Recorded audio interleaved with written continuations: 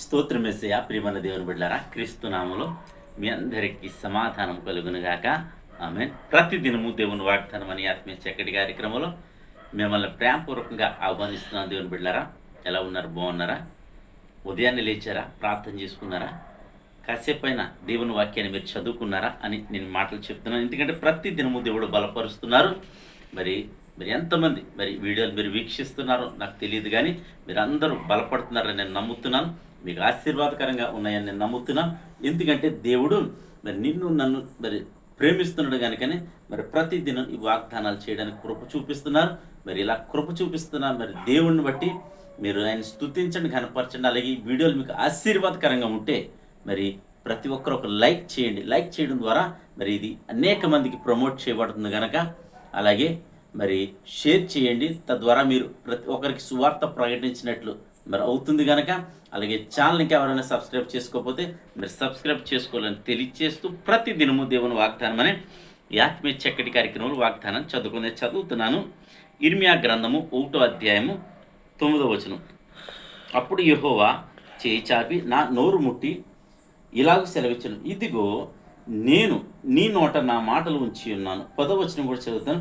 విరగొట్టుటకును పెళ్ళగించుటకును విరగొట్టుటకును నశింపజేయుటకును పడద్రోయుటకును కట్టుటకును నాటుటకును నేను ఈ దినమున జనముల మీదను రాజ్యముల మీద నిన్ను నియమించాను. దేవునికి స్తోత్రం. అతి చిన్న వయసులో ఇర్మియా ప్రవక్తను దేవుడు ఎన్నుకుని వాగ్దానం చేస్తాడు కనుక, ఈ దినం దేవుని బిడ్డలుగా మనకును వాగ్దానం చేస్తున్నాడు కనుక, వాగ్దానం బట్టి మనం తెలుసుకోవాల్సింది ఏంటంటే, నీ నోట దేవుని మాటలు ఉన్నాయన్న విషయాన్ని మర్చిపోవద్దు. నీ వాక్కు దేవుని వాక్కుతో దేవుని మాటలే గనక మనం మాట్లాడేటప్పుడు నిదానించి మాట్లాడాలి.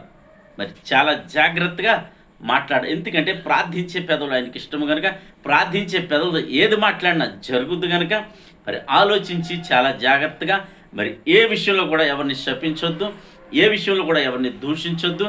అలాగే ఏ విషయంలో కూడా ప్రతి ఒక్కరి ఎడల నువ్వు శుభవచనమే పలకవలసింది సుమా అని నేను హెచ్చరిస్తున్నాను. అనుకూల వచనమే పలకాలి. అలాగే నీ నోట సరస్వత్తులు కూడా రావడానికి వీల్లేదు, బూతులు రావడానికి లేదు. ఏ విధమైన చెడు మాటలు, ప్రతికూలమైన మాటలు రావడానికి వీల్లేదు. అనుకూల శుభవచనమే పలకాలని నీకు తెలియచేస్తూ తద్వారా దేవుని దృష్టి ఎదుట నువ్వు దేవుని యొక్క దయను పొందుతావు. దేవుని ఎదుట నిందారహితుడిగా ఉంటావు.